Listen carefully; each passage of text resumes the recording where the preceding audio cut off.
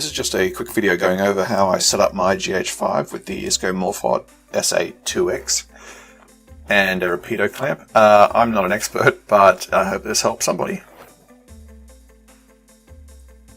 So one of the things about the Rapido clamp when you get it is that there aren't any instructions, which makes it a bit difficult. And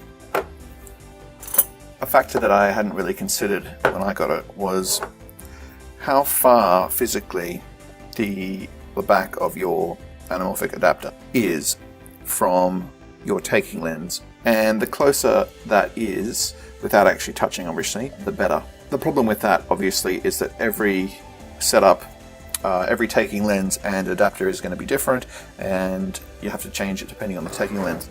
So right now I'm playing with a Canon 50mm, and so I want to get that as close as possible. And the way I'm going to do that, the taking lens is going to be here, and this ring is going to go in there, and then that's going to go in there. That's the basic way this works. So the first thing I need to do is attach that and then tighten the screws. And what I had been doing is basically putting it to there because there weren't any instructions, and just sort of guesstimating that that might be the best way. But actually, if I push it all the way down for the moment and keep it flat while I just do it up,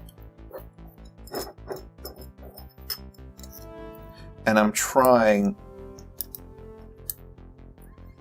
to do up each of these screws evenly. I have no idea whether that makes a difference or not.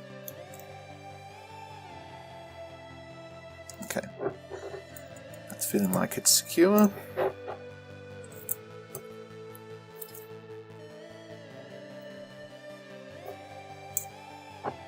Right. So now that screws into there.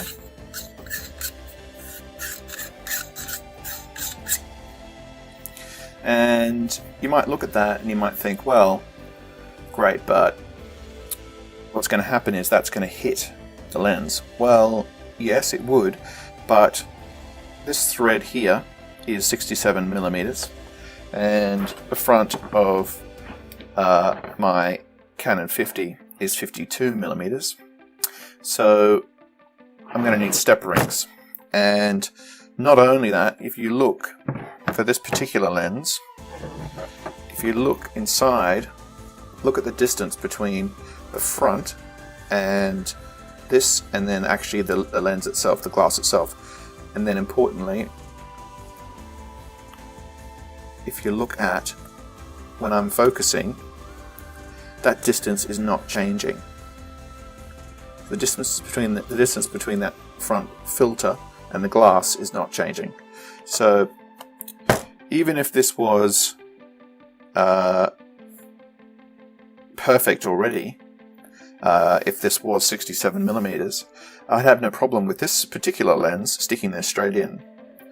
But obviously I've got to do it with some step rings. And in this case it'll be step up because I'm going from 52 to 67. I'm going to attach the 52mm to 67mm step up, and then I'm going to attach this to this end. The next important thing is to make sure that the lens is aligned properly, and you can see that it's not, because that needs to be straight up and down. So what I'm going to do is adjust that by undoing these and then spinning this until it's perfectly vertical. Let's look, that is perfectly vertical. That should be great. So I'm going to re-screw these in, and I'm all set.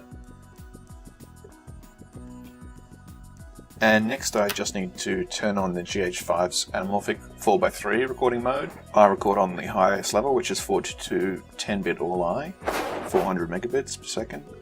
And if you find when you're recording your anamorphic footage that there's too much vignetting, what you can also do with the GH5 is turn on extended telephoto. And that will actually zoom in the image a little bit without losing any quality at all, which is amazing.